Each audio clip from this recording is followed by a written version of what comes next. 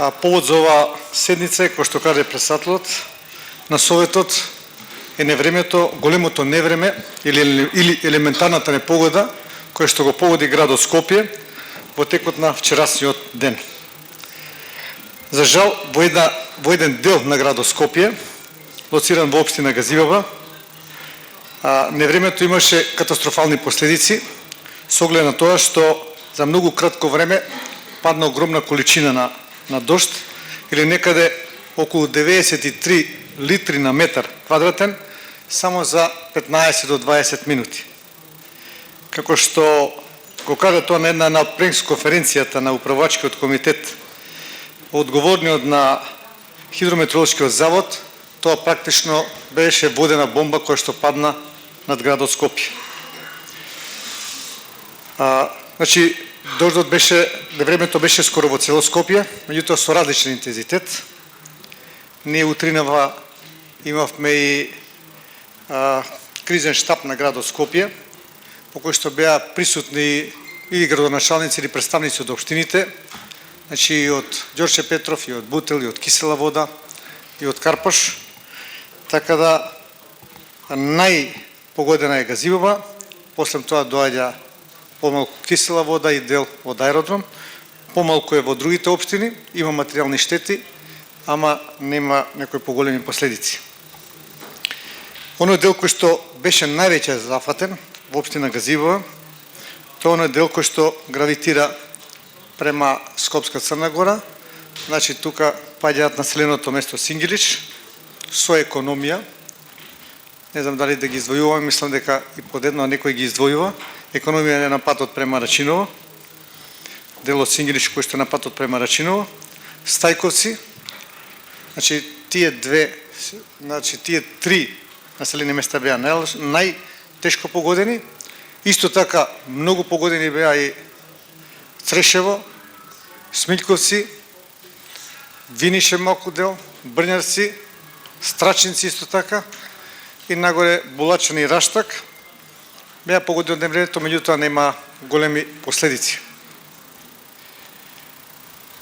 Краткиот период ако што падна дождот и затече многу луѓе на поле, на пат, така да има многу погинати кои што беа на возилата на заобиколницата.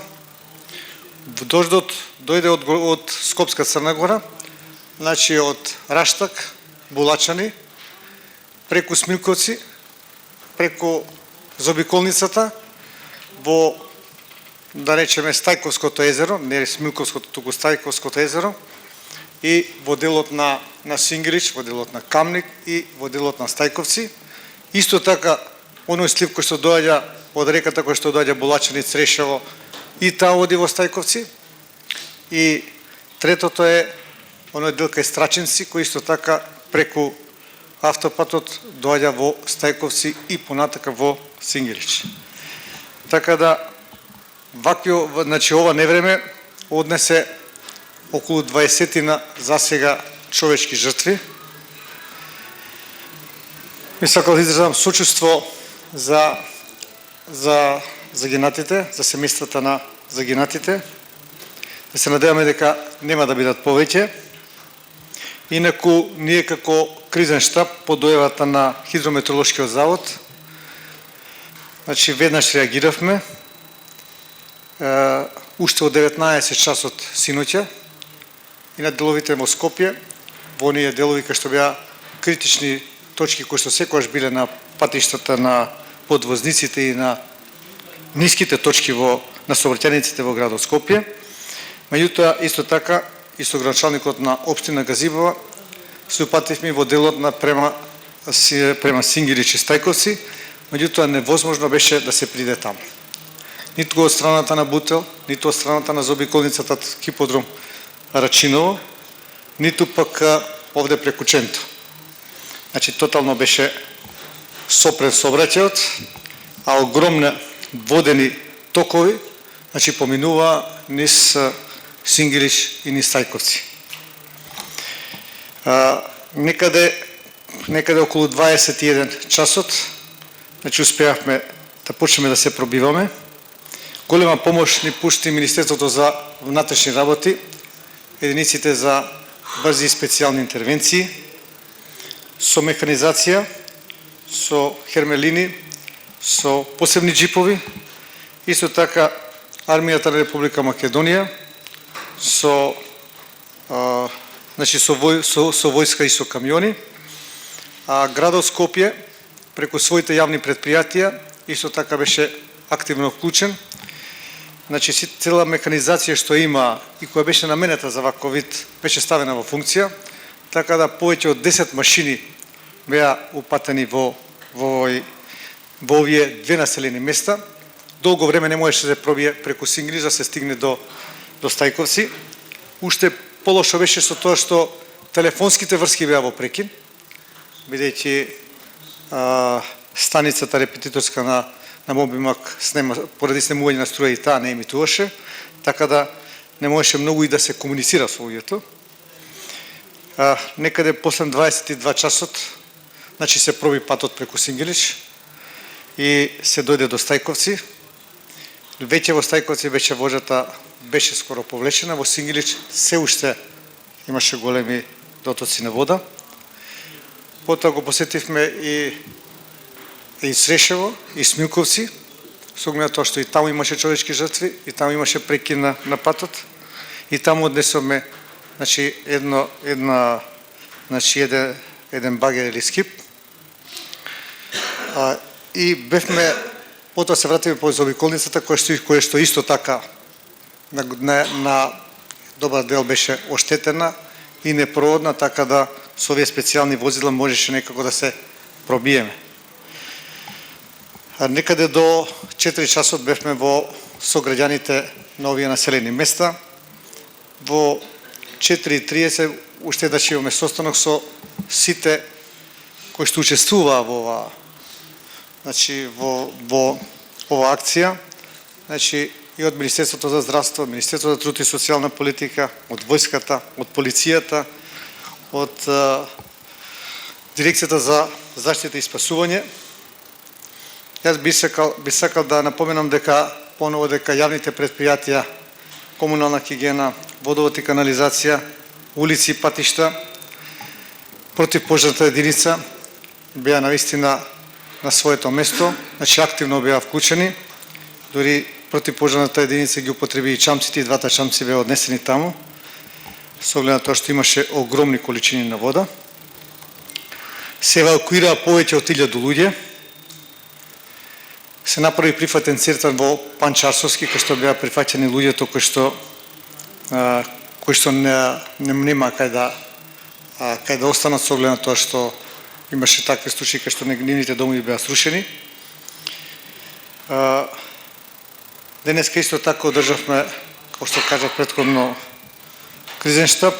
Исто така се одржа во 10:30 и управувачкиот комитет при владата на Република Македонија, во кој што учествува и градот Скопје и општините во градот Скопје. И при тоа се донесе предлог, со оглед на тоа што и владата денеска ќе има заклучок, значи да се прогласи ден на жалост и да се прогласи кризнен регион Скопскиот регион и Тетовскиот регион.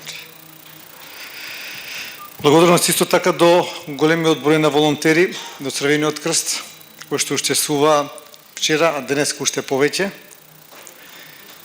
Денеска механизацијата продолжи и понатака со расчистувањето на главните сообраќајници и веќе почнува по споредните улици. Благодарност исто така до доста голем број на компании кои што донира во првиот период поне еден камион вода и компаниите кои што се вклучија со механизација за помошта и вчера и денеска и во наредните денови сигурно така ќе биде. Исто така има и општините од Република Македонија се јавуваат и нудат помош, синоќа беа и од Тетово. Денеска се надевам дека исто така од Велес, од Прилеп и од Куманово. Мислам дека се стигнати веќе од Евгелија и од другите градови. Целта е да што побрзо се санираат последиците и штетите кои што се од оваа елементарна непогода.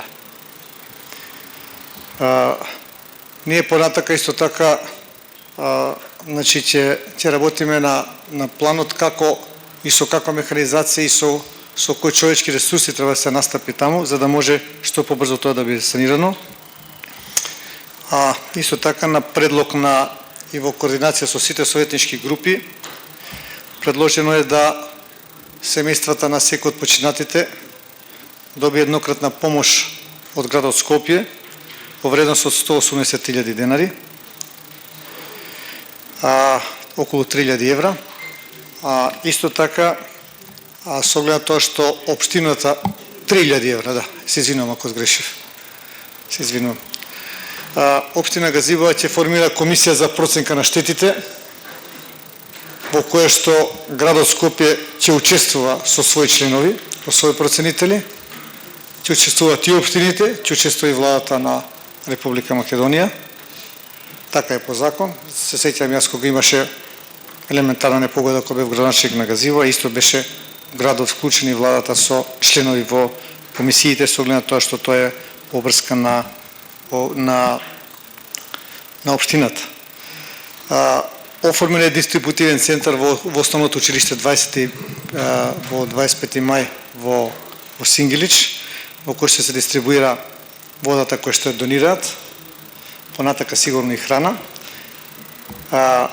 и облека, и поново прифатниот центар од Панчарсовски префрлен на Наумовски Борче во населба Маđари. Тоа е веднаш до мостот на автопатот Скопје-Куманово, кој што е поблиску до настрадамото подрачје.